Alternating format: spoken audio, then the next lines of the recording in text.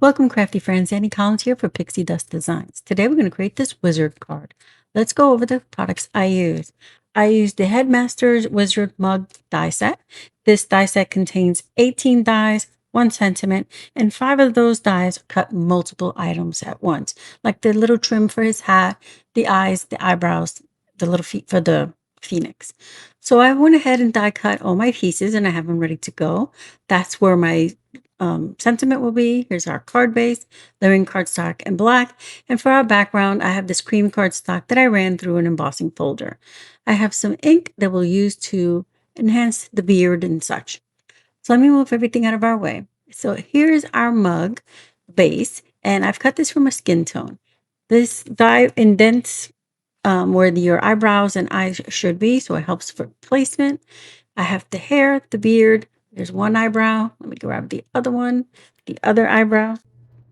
All right, now that I have them all here are our eyebrows, our hair, and our beard. I'm going to grab the gray ink and I'm just going to go around the edges, just the edges, and I'll put more ink on some parts than the other. So I go just all the way around. This again is optional. You don't have to do this.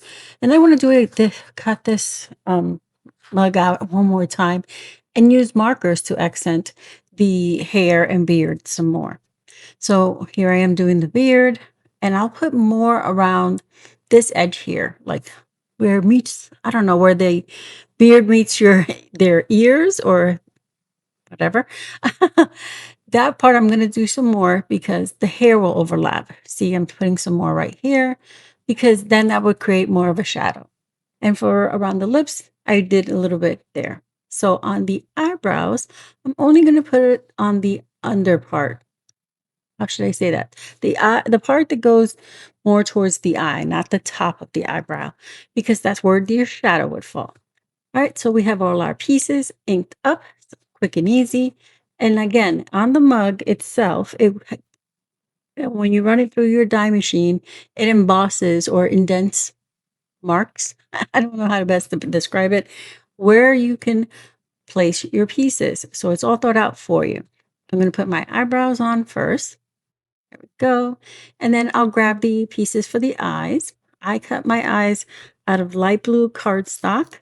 And for the back of the eyes, I have the white I cut those from white cardstock. So these are the pieces that cut out both for you. I mentioned some of the dies will cut multiple things. This one cuts both the eye outer part and the eye back part. Makes it super easy for you. For placement, you can have the reference in the back of the packaging. There's always a completed image of what the die will look like once it's placed, assembled, I should say. So I'm going to go ahead and adhere the top part of the eyes. Just place them on top, and I press them together to make sure they're all lined up. I'll repeat the process with the second one, and then I will place them exactly where it's indicated on the mug part here. I'm going to put a little bit of adhesive there and just drop them in place. Line them up.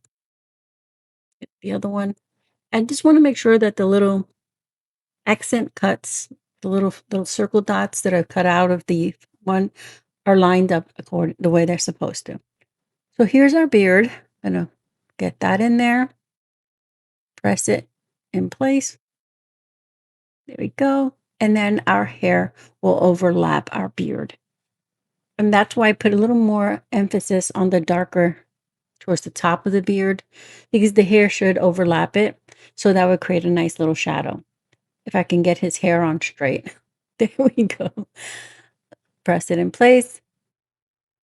And I just realized I forgot the little piece for his mug, and I will get to that. But first, let's go ahead and put together our hat. Now, for the hat, you have the main hat, and then you'll get another die. This one will also cut all the pieces together, and that's what you use to accent your hat. I cut mine out of some gold foil cardstock. And it cuts out all the little pieces all at once, which I love because those little tiny circles are, something you don't have to worry about because it all cuts out. So then here's the accent piece for this. And then for your wand, because you can cut out a wand, you can use those same pieces to accent your wand. There you go. And now this little piece that I have here, this little oblong oval, is for the coffee. So I'm putting, or tea, whichever you prefer.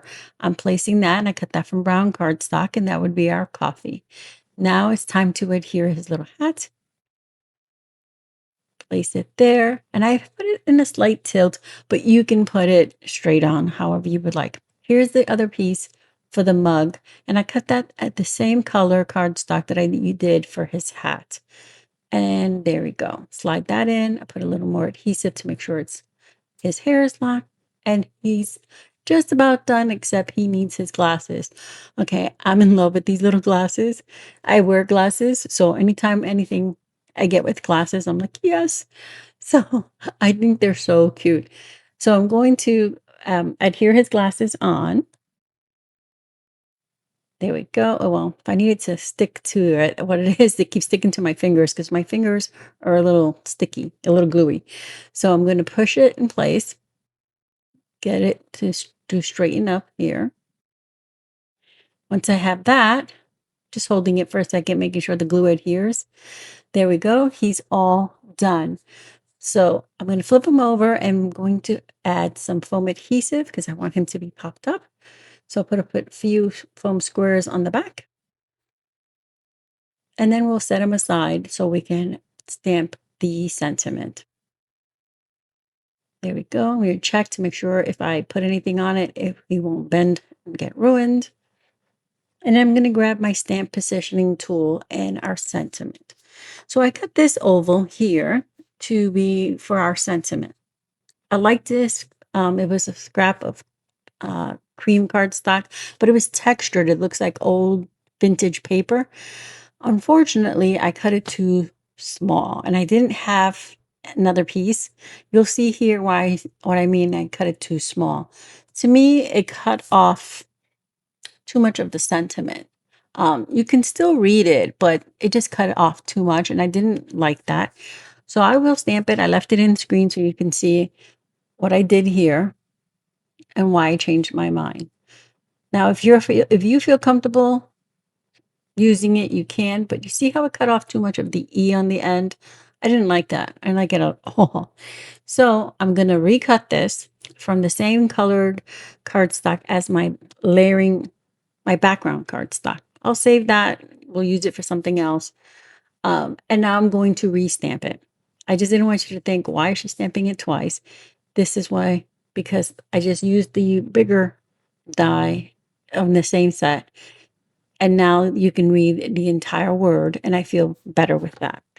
So now I'm going to assemble our card. I'm going to grab everything, and our mug is going to sit just like this, right above. That's what I wanted.